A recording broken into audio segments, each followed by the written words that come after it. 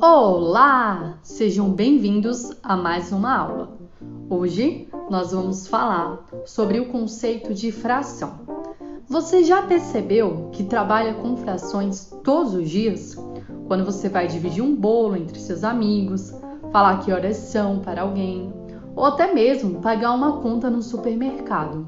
Esses são apenas alguns exemplos de como o uso de frações faz parte do nosso cotidiano. As frações surgiram justamente devido à necessidade das pessoas representarem partes de um todo, as famosas quantias quebradas, como costumam dizer.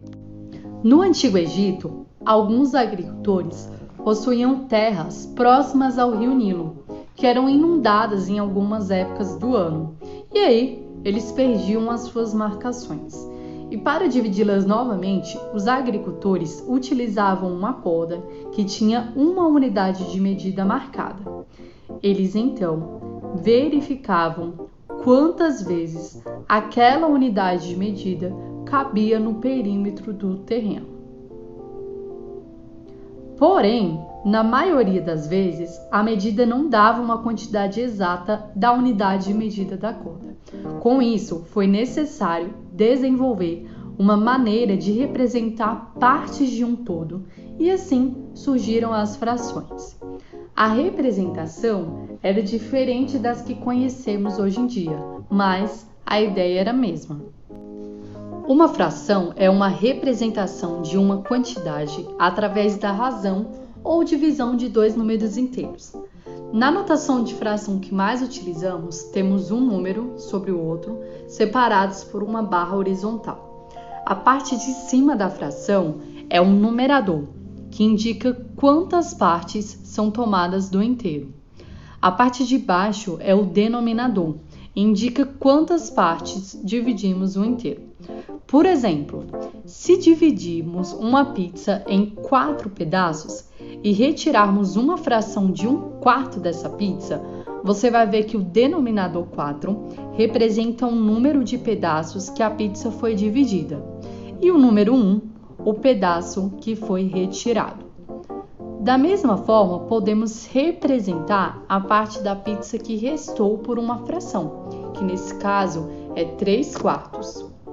Uma fração é, portanto, a representação de uma razão A sobre B, onde A e B pertencem aos inteiros e B é diferente de zero.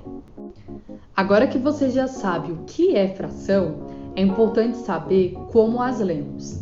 É o denominador que determina a forma como lemos as frações. Por exemplo, do denominador 2 ao 9, lemos respectivamente 1/2, 1/3, 1/4, 1/5, 1/6, 1/7, 1/8 e 1/9. Aos denominadores maiores que 10, acrescentaremos avos. Por exemplo, 1/11, 8/20, 1/35. Não são avós, são avos. Quando os denominadores são 10, 100, 1000 e assim por diante, nós vamos ler respectivamente como nos exemplos: 1/10, 1/100, 1/1000 e assim por diante. E para encerrarmos, você precisa perceber que podemos calcular a fração de uma quantidade. Como assim? É simples. Nessa quarentena, eu imagino que você não esteja usando tanto seus lápis de cor e possivelmente alguns podem estar sem ponta. Suponha que você tenha 20 lápis e que dessa quantidade, 3/4 estão sem ponta. Qual é o total de lápis sem ponta? Vamos responder essa pergunta desenhando? Eu quero saber quanto que representa 3/4 de lápis sem ponta. Mas antes, eu preciso saber quanto que é 1/4. Para isso, eu sigo a informação do meu denominador, que indica em quantas partes todos os meus lápis foram divididos. Opa! Já sei então que os meus lápis foram divididos em 4 partes. Então, é só dividir 20 por 4, que vai dar 5 lápis.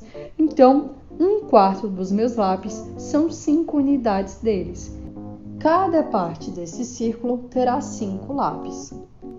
Agora ficou fácil. Eu já sei que 1/4 são 5 lápis. Então, 3/4 é 5 vezes 3, igual a 15 lápis, que é a mesma coisa de somar as partes pintadas. Ou seja, dos meus 20 lápis, 15 estão desapontados e só 5 estão apontados. Então, resumindo, para calcularmos a fração de uma quantidade, dividimos o total pelo denominador e multiplicamos o resultado pelo numerador.